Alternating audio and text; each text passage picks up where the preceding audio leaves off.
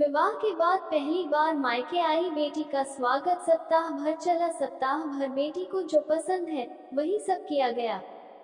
वापस ससुराल जाते समय पिता ने बेटी को एक अति सुगंधित अगरबत्ती का पुडा दिया और कहा कि बेटी, तुम जब ससुराल में पूजा करने जाओगी तब यह अगरबत्ती जरूर जलाना। माँ ने कहा, बिटिया प्रथम बार मायके से ससुराल जा रही है तो भला कोई अगरबत्ती जैसी चीज देता है। पिता ने झट से जेब में हाथ डाला और जेब में जितने भी रुपए थे वो सब बेटी को दे दिए। ससुराल में पहुंचते ही सासू माँ ने बहू के माता पिता ने बेटी को विदाई में क्या दिया ये देखा तो वह अगरबत्ती का पुडा भी देखा।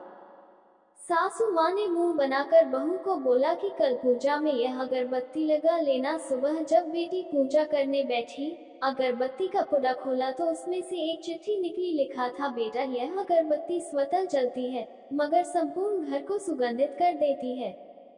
इतना ही नहीं, आजू बाजू के पूरे वातावरण को भी अपनी महक से सुगंधित एवं प्रफुल्लित कर देती है। हो सकता है कि तुम कभी पति से कुछ समय के लिए रुक जाओगी या कभी अपने सास ससुर जी से नाराज हो जाओगी, कभी देवर या नंद से भी रूठ हुई, कभी तुम्हें किसी से बातें सुननी भी पड़ जाए या फिर कभी अड़ोस पड़ोसियों के बर्तन पर तुम्हारा दिल खट्टा हो जाए, तब तुम मेरी यह भी ध्यान में रखना, अगरबत्ती की तरह जलना। जैसे अगरबत्ती स्वयं जलते हुए पूरे घर और संपूर्ण परिसर को सुगंधित और प्रफुल्लित कर ऊर्जा से भरती है, ठीक उसी तरह तुम स्वतः सहन करते हुए ससुराल को अपना मायका समझकर सबको अपने व्यवहार और कर्म से सुगंधित और प्रफुल्लित करना। बेटी चिट्ठी पढ़कर फफक कर रोने लगी। सासू माँ लपक कर आई। पति और ससुर जी भी पूजा घर में पहुँचे जहाँ बहू रो रही थी। अरे हाथ को चक्का लग गया क्या? ऐसा पति ने पूछा। क्या हुआ ये तो बताओ।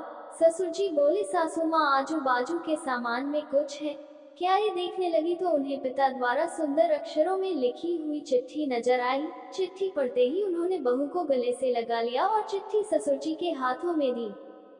चश्मा न पहने होने की वजह से चिट्ठी बेटे को देकर पढ़ने के लिए कहा। सारी बात समझते ही संपूर्ण घर स्तब्ध हो गया। सासू माँ बोली, अरे ये चिट्ठी फ्रेम करानी है, यह मेरी बहू को मिली हुई सबसे अनमोल भेंट है। पूजा घर के बाजू में ही इसकी फ्रेम होनी चाहिए।